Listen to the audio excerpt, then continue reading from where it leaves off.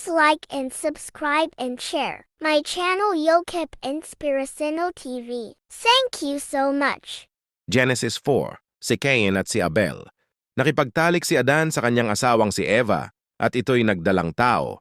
Nang isilang niya si Cain ay sinabi niya, "Nagkaroon ako ng anak na lalaki sa tulong ni Yahweh." Sinundan pa ito ng isa pang anak na lalaki, si Abel na naging pastol ng mga tupa, samantalang si Cain ay naging magsasaka. Dumating ang panahon na si Cain ay naghandog kay Yahweh ng bunga ng kanyang ani. Si Abel naman ay naghandog ng isa sa mga panganay ng kanyang mga tupa, ang pinakamainam sa mga ito. Kinalugdan ni Yahweh si Abel at ang kanyang handog, ngunit hindi niya kinalugdan si Cain at ang handog nito. Dahil dito, napuno ng galit si Cain at naging madilim ang kanyang mukha. Sinabi ni Yahweh sa kanya, "Bakit ka galit? Bakit ganyan ang mukha mo? Kung ginawa mo ang tama, di ba't dapat kang magsaya? Ngunit kung hindi, ang kasalanan ay gaya ng mabangis na hayop na laging nag-aabang upang lapain ka, kailangang mapaglabanan mo iyon." Minsan sinabi ni Cain sa kapatid niyang si Abel, "Halika tayo'y lumabas."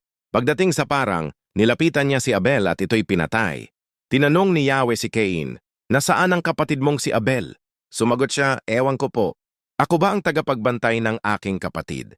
Sinabi ng Diyos, "Ano ang ginawa mo? Sumisigaw sa akin mula sa lupa ang dugo ng iyong kapatid. Isinusumpa kita ngayon. Pinalalayas kita sa lupaing tinamnan mo ng dugo ng iyong kapatid. Magsasaka ka pa rin, ngunit hindi ka napakikinabangan ng lupa. Lalaboy ka at magpapagalagal sa daigdig." Sumagot si Cain, "Napakabigat ng parusang ibinigay mo sa akin. Tinaboy mo ako ngayon sa lupaing ito at di ko na mararanasan ang iyong pagkalinga. Lalaboy ako at magpapagalagal sa daigdig at tiyak na papatayin ako ng sino mang makakakita sa akin." Sinabi ni Yahweh, "Hindi, huwag kang papatayin ni Numan. Higit pang 7 parusa ang tatanggapin ng sino mang papatay sa iyo." Pagkatapos, nilagyan ni Yahweh ng tanda si Cain upang malaman ng sino man na hindi siya dapat patayin. Umalis si Cain sa harapan ni Yahweh at tumira sa lupain ng Nod sa silangan ng Eden. Ang angkan ni Cain, nagkaanak si Cain kay asawa niya at ito'y pinangalan ng Enoch. Pagkatapos, nagtayo si Cain ng isang lungsod na tinawag niyang Enoch bilang alaala sa kanyang anak. Naging anak ni Enoch si Irad, anak naman ni Irad si Mehujael. Si Mehujael ay ama ni Metusael at si Metusael ang ama ni Lamech. 2 babae ang naging asawa ni Lamech, si Ada at si Zila. Si Ada ang ina ni Jabal, ang ninuno ng mga namumuhay sa mga tolda at may mga alagang hayop. Kapatid ni Jabal si Jubal, na siyang ninuno ng mga tumutugtog ng alpa at plauta. Si Zila naman ay nanganak kay Tubal-Cain, na panday ng mga kasangkapang tanso at bakal. Kapatid ni Tubal-Cain si Naama. Isang araw, sinabi ni Lamech sa kanyang mga asawa, "Makinig kayo, Ada at Zila, mga asawa ko. Pakinggan ninyo ang sasabihin ko. Pumatay ako ng isang lalaki sapagkat ako'y kanyang sinugatan, ng isang binata, dahil ako'y kanyang tinampal. Kung 7 ulit ang parusa sa pumatay kay Cain, sa pumatay naman kay Lamech ay maka-77, si Seth at ang kanyang angkan. Muli pang nagkaanak si Adan at pinangalanan niyang Seth ang bata. Sinabi niya, ibinigay sa akin ng Diyos ang anak na pamalit kay Abel na pinatay ni Cain. Nagkaanak din si Seth ng isang lalaki at ito'y tinawag niyang Enos. Noon nagsimulang manalangin sa pangalan ni Yahweh ang mga tao. Genesis 5, ang lahi ni Adan. Ito ang kasaysayan ng lahi na mula kay Adan. Nang likhain ng Diyos ang tao, ginawa niya ito ayon sa kanyang larawan. Sila'y nilikha niyang lalaki at babae, at matapos pagpalain, sila'y tinawag niyang sangkatauhan. Si Adan ay 130 taon nang maging anak niya si Seth na kanyang kalarawan. Nabuhay pa siya ng 800 taon at nagkaroon pa ng mga anak na lalaki at babae. Namatay siya sa gulang na 930 taon. Si Seth ay 105 taon nang maging anak niya si Enos. Nabuhay pa siya ng 807 taon at nagkaroon din ng iba pang mga anak. Namatay siya sa gulang na 912 taon. 70 taon naman si Enos nang maging anak niya si Kenan. Nabuhay pa siya ng 815 taon at nagkaroon din ng iba pang mga anak. Namatay siya sa gulang na 905 taon. Si Kenan ay 70 taon nang maging anak niya si Mahalalel. Nabuhay pa siya ng 840 taon at nagkaroon din ng iba pang mga anak. Namatay siya sa gulang na 9 at 10 taon. Si Mahalalel ay 65 taon nang maging anak niya si Jared. Nabuhay pa siya ng 830 taon at nagkaroon din ng iba pang mga anak. Namatay siya sa gulang na 895 taon. Si Jared ay 162 taon nang maging anak niya si Enoch. Nabuhay pa siya ng 800 taon at nagkaroon din ng iba pang mga anak. Namatay siya sa gulang na 962 taon. Si Enoch ay 60 taon nang maging anak niya si Metusela. Lumakad si Enoch na kasama ng Diyos sa loob ng 300 taon at nagkaroon pa ng iba pang mga anak. Nabuhay siya ng kabuang 365 taon. Lumakad si Enoch na kasama ng Diyos at siya'y nawala sapagkat kinuha siya ng Diyos. Si Metusela ay 187 taon nang maging anak niya si Lamech. Nabuhay pa siya ng 782 taon at nagkaroon din ng iba pang mga anak. Namatay siya sa gulang na 969 taon. Si Lamech ay 182 taon nang maging anak niya si Noe. Sinabi niya, ang anak na ito ang magpapaginhawa sa atin mula sa ating paghihirap at sa hirap ng ating mga kamay dahil sa lupang isinumpa ng Panginoon. Kaya't pinangalanan niya itong Noe. Nabuhay pa si Lamech ng 595 taon at nagkaroon din ng iba pang mga anak. Namatay siya sa gulang na 707 taon. Si Noe ay 500 taon nang maging ama siya ni Sem, Ham at Japet.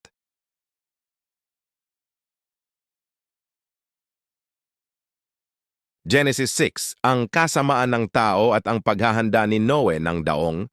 Nang ang mga tao'y dumami sa balat ng lupa at nagkaanak ng mga babae, doon nakita ng mga anak ng Diyos na magaganda ang mga anak na babae ng tao, kaya't pinili nila ang sino mang gusto nilang mapangasawa. True, sinabi ng Panginoon, hindi ko pahihintulutang mabuhay ng walang hanggan ang tao sapagkat siya'y may kahinaan. Mabubuhay siya ng hanggang 120 taon lamang. Noon ay may mga higante sa lupa. Nang makipag-asawa ang mga anak ng Diyos sa mga anak ng tao, nagkaanak sila ng mga bayani, mga tanyag na tao noong unang panahon. Meko nakita ng Panginoon na laganap na sa lupa ang kasamaan ng tao, at ang bawat iniisip nito ay puro kasamaan na lamang.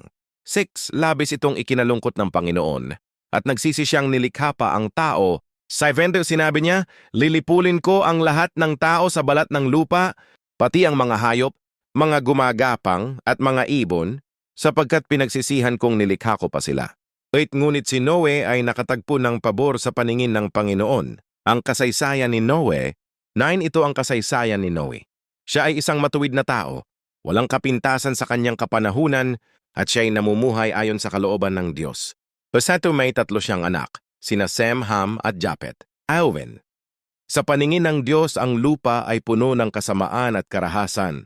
12. Tiningnan ng Diyos ang buong daigdig at nakita niyang ito ay lubos ng tiwali. 13. Kaya't sinabi ng Diyos kay Noe, wawakasan ko na ang lahat ng tao sapagkat ang mundo ay puno na ng karahasan. Lilipulin ko sila pati na ang lupa. 14. Gumawa ka ng isang daong na yari sa kahoy na gopher.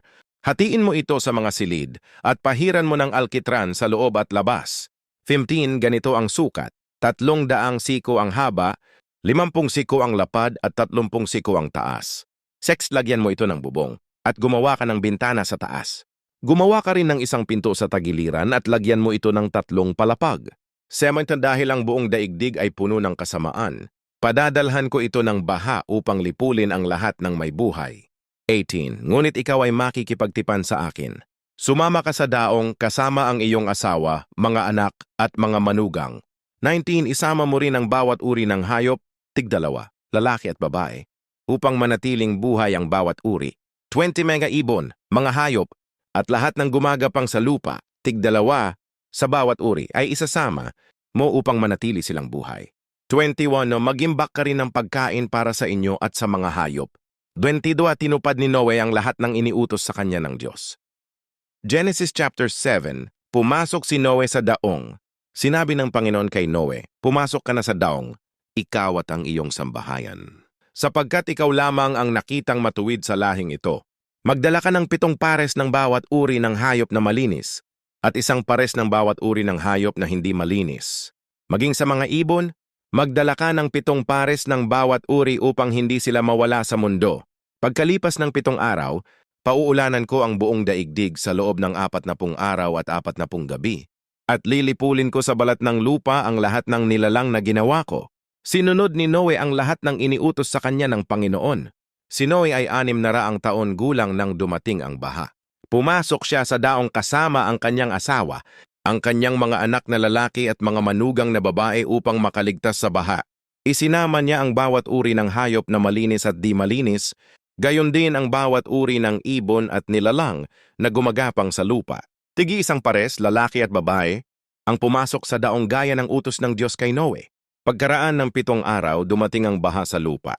Noon ay ika-17 na araw ng ikalawang buwan ng ika-6 na raang taon, ni Noe nang bumuka ang mga bukal sa ilalim ng lupa at bumukas ang mga durungawan ng langit. Umulan sa loob ng 40 araw at 40 gabi. Sa araw ding iyon, pumasok sa daong sina Noe, ang kanyang asawa, ang 3 niyang anak na sina Sem, Hami at Japet at ang kanilang mga asawa, kasama rin nila ang bawat uri ng hayop, mga mailap, mga alagang hayop, magumadadabang, wat mga ibon.